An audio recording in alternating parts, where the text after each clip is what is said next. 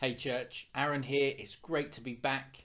As I said on Sunday, as a family, we've been away for a couple of weeks and we have had a great chance to be refreshed and encouraged and just spend some time together, which has been wonderful. But it's great to be back amongst the church family, and it was a real joy to be involved on Sunday again. And I'm looking forward to this Sunday hearing from some more people in our Psalm series. We've got Jenny and Gareth are going to be encouraging us from the Psalm. So I really encourage you to be there and sign in, click on the link, and again, I would encourage you to say, who can you watch the service with? Who can you invite into your home and engage with the service on Sunday?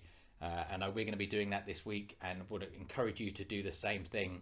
I've got an encouragement to bring you, but just a few little things that I want to highlight to you over the next week and a little bit beyond that as well. We've got a really exciting autumn term coming up, which sounds strange maybe to talk in terms of school terms, but that's sort of kind of how we operate. But this autumn term is really exciting campaign coming up, and we're also going to be running an alpha course online. The details for that will be coming out shortly, but I'd encourage you to be prayerful and intentional about who you are praying for and inviting to that online alpha course. If you have someone who is interested already, they can go to the events page or the ABC page on the website, and they can register their interest and send an email to the office, and we'll keep a note of that, and then we'll make sure they get the details as soon as they're available to be sent out. The other things that I want to highlight to you are this coming week. On Wednesday evening, we've got our prayer meeting. So we're going to gather, in addition to Tuesday morning and Thursday lunchtime, we're gathering Wednesday evening as a whole church to pray and seek God together and seek to hear from him about where we're headed as a church and what's going on in the world, and pray into many of these different things that we're going to be doing. Then on Thursday evening, we've got our monthly big quiz. So I'd encourage you to get your teams together. Again, you could invite someone over, have a meal together, and then do the quiz or eat some snacks together whilst you're taking part. But you can, it's a great opportunity to socialize and gather people together, and so hopefully see you online on Thursday evening for the big quiz. Again, you can find all of the links to these things on our events page, x1church.com/events. Then on the 6th of September, we've got another drive-in service. The last one went down so well, we're doing it again. Obviously, weather permitting, on the 6th of September, you can drive into Westfield car park, and we'll be having a live service, sort of in person to some degree, at Westfield car park on the 6th of September. Again, that will be broadcast on Zoom as well. If you're not able to make it or you don't feel comfortable with that, then you can still join in with the service and participate via the normal Zoom link. I want to bring you a short encouragement as well, and that comes out of 2 Corinthians 3:18. But recently I was listening to some teaching, and this guy who was doing the teaching was talking about the fact that he doesn't like face masks. He's not saying anything against them from a practical point of view. He thinks they're a great idea in terms of controlling the spread of the virus and those sorts of things. But in terms of relationally, he doesn't enjoy the fact that actually when you're talking to someone, you've got this barrier and you can't really see. And he said there's some kind of, you're restricted in a way in how you can interact. You can't quite read the person's face properly. You can't quite grasp exactly what they're saying, but or they can't quite read their body language.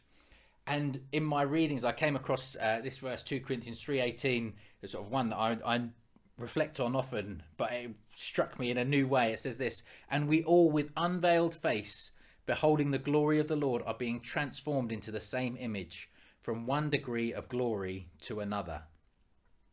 And I just was encouraged and reminded of the fact that we behold the glory of the Lord with an unveiled face. Now, this is sort of a reference to Moses, who when he would spend time with God, he would have to veil his face afterwards when he went back among the people, because the glory of the Lord that was reflected from him to people was just too much for them to take. And I'm just encouraged by the fact that we don't have a veil between us and God. We're able to come into his presence because of the work of Jesus. And actually, when we go out into the world, when we do spend time with people, we don't have to veil our faces, but actually the glory of the Lord is reflected from us as we behold God, and as we're transformed more and more into his likeness. We are able to reflect the glory of God to other people, and that should be inviting, and it should encourage people to think there's something different about them, and that should open conversations for us where we can say, yeah, I've been spending time, and what you're seeing in me is a reflection of the glory of God. And that's something that tracks right through Scripture. If we look at Genesis 1, when the human race is created, it says that it's created in the image of God, in the likeness of God. And then right through, Jesus tells his disciples in the Great Commission to make disciples, teaching them to obey all that I've commanded you so that they look like Jesus. And then Ephesians 4 talks about putting on the new self, put off the old self when we come to know God, and put off the new self, which is in the likeness of God, which is pursuing righteousness and holiness. And so I wanted to encourage you, two things. One, as you spend time beholding the glory of God, as you spend time in the Scriptures and in prayer, allow the glory of God to stretch your mind. And that's something we're going to be looking at over the sort of the autumn term. We're going to be looking at God and how we can stretch our view of how big God is and how glorious and magnificent God is. So I want to encourage you to start doing that now. And then I want to encourage you as well to pursue righteousness and holiness, to look to put off the old self and to put on the new self, and say, I want to reflect the glory of God. I want to reflect something of God to those around me. So I just encourage you with that. And as I said, there's a few things coming up over the next few weeks, which I hope you really take advantage of and engage with. Be blessed. It's great to be back, and I look forward to seeing you online on Sunday. Peace.